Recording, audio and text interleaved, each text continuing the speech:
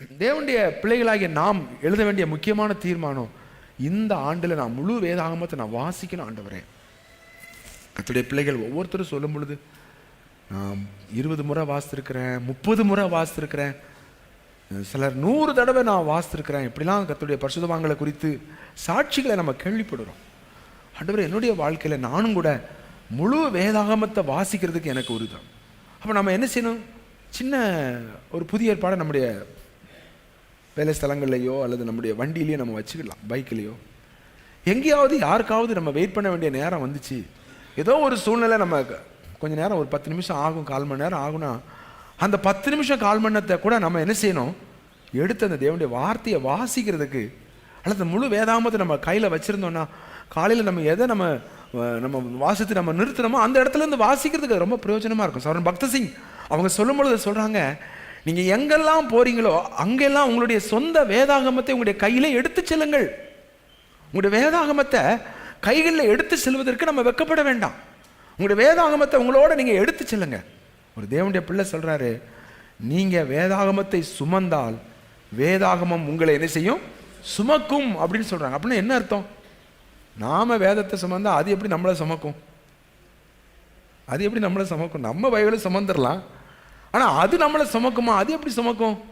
Cycle நம்மளை சுமக்கலாம், bike ட்ரக்கரில் ஏறி உட்கார்ந்தா நம்மளை சுமக்கும். பைபிள் எப்படி நம்மளை சுமக்கும்? நாம் சோர்ந்து போகிற வேளையில் நம்முடைய வார்த்தைகள் நம்முடைய ஆத்மாவிலே பலன் தந்து நம்மை தேற்றுகிறதா இருக்கிறது. யாருமே நம்மளை தேற்ற முடியாத வேளைகளில், தேவையில்லாத கவலைகள், தேவையில்லாத சத்துருடைய தந்திரங்கள், தாக்குதல்கள் நம்மளுக்கு வரும் பொழுது, நீங்கள் சங்கீதத்தை படித்து பாருங்க.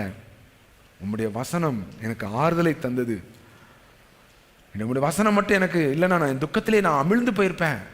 அப்போ நம்ம அமிழ்ந்து போகாதபடி நம்மை தூக்குகிற சுமக்கிற ஒரு தேவனுடைய வார்த்தை. தேவனுடைய வார்த்தையை நீங்கள் எந்த அளவுக்கு நீங்கள் வாசிக்கிறீங்களோ அந்த அளவுக்கு அருமையான கர்த்தருடைய பிள்ளைகளை, நம்முடைய இக்கட்டான வேலைகளில், வேதனையான வேலைகளில், குழப்பமான வேலைகளில், சோர்ந்து போகிற வேலைகளில் அது நம்மை பலப்படுத்துகிறதாக, தூக்கி சுமக்கிறதாக, நம்ம அமிழ்ந்து போயிடாம, நம்ம சோர்ந்து விழுந்துடாம நம்மை தூக்கி நிலைநிறுத்துகிற தேவனுடைய வார்த்தையாக இருக்கிறது. ஆகவே தேவனுடைய வார்த்தையை வாசிப்பதற்கு முழு பைபிளை நான் வாசிக்கணும்.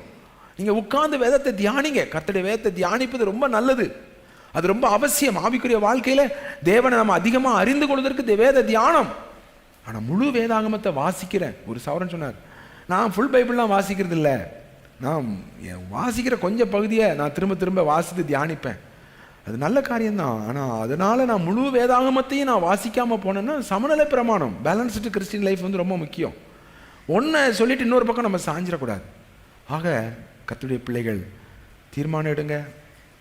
தனிப்பட்ட ஜெபம், குழுவாக சபையாக சேர்ந்து ஜெபிக்கிற ஜெபம், அதில் கவனமாக இருங்க. 3வது முழு வேதாகமத்தை வாசிக்கிறதுக்கு இப்படிப்பட்ட காரியங்களை உங்களுடைய வேலை ஸ்தலத்தில் ஒன்றை வச்சுக்கிடுங்க, உங்களுடைய வீட்டில் ஒன்றை வச்சுக்கிடுங்க. அது நிச்சயமாக ஃபுல் பைபிளை வாசிக்கிறதுக்கு நம்ம கரெக்டாக போயிட்டுருக்கிறோமா அல்லது பின்தங்கி இருக்கிறோமான்னு சொல்லி நம்மளை அது உற்சாகப்படுத்துகிறதாக காணப்படும். அடுத்து வேத தியானம். தேவனுடைய முழு வேதத்தை வாசிக்கிறது வந்து தேவனை குறித்து நம்ம வேதாகமத்தை அறிந்து கொள்ளக்கூடிய ஒரு மேலோட்டமாக அறிந்து கொள்ளக்கூடிய ஒரு முக்கியமான ஒரு பகுதியாக இருக்குது. ஆனால் தேவனுடைய வார்த்தையை தியானிக்கிறவர்களாக நாம் காணப்பட வேண்டியது மிக மிக அவசியமாக இருக்கிறது. இங்கே பாருங்கள், சங்கீதம் 1ஆம் சங்கீதம் 2ஆம் வசனத்தை திரும்ப வாசிங்க. கர்த்தருடைய வேதத்தில் பிரியமாக இருந்து இரவும் பகலும் அவருடைய வேதத்தில் தியானமாக இருக்கிற மனுஷன் பாக்கியவான். ஸோ இந்த வேத தியானம்னு சொல்லும் பொழுது இதற்கு நிறைய ஆவிக்குரிய நூல்கள் இருக்குது. பைபிள் மெடிடேஷன், இப்போ வந்து சொல்லோவிய வேதாகமம், இணைவசன வேதாகமம், நம்மகிட்ட கூட சொல்லோவிய வேதாகமும் இருக்குது, இணைவசன வேதாகமும் நம்முடைய சபையில் விற்பனைக்கு இருக்குது. ஸோ இந்த மாதிரி சொல்லோவிய வேதாகமோ, இணைவசன வேதாகமோ, இன்னும் நிறைய வந்து பைபிள் டைரி, பைபிள் டிக்ஷனரி, இப்படிலாம் நிறைய காரியங்கள் இதுக்கு துணையாக இருக்குது. வேதத்தை முறையாக நம்ம தியானம் பண்ணுறதுக்கு ஒரு வேத பகுதி நமக்கு புரியலைன்னு சொன்னால் அந்த வேதத்தை குறித்ததான வேத விளக்க உரைகள் இருக்குது.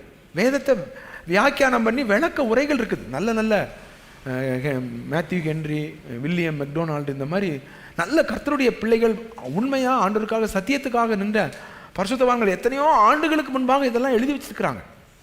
அந்த புத்தகங்களை நாம் பயன்படுத்தி கர்த்தருடைய வேதத்தை நம்ம தியானிக்கிறவர்களாய் காணப்படணும். முழு வேதாகமத்தை வாசிப்பதை நாம் மிக கவனமாக நம்ம இந்த வருஷத்தில் கொண்டு செல்லணும்.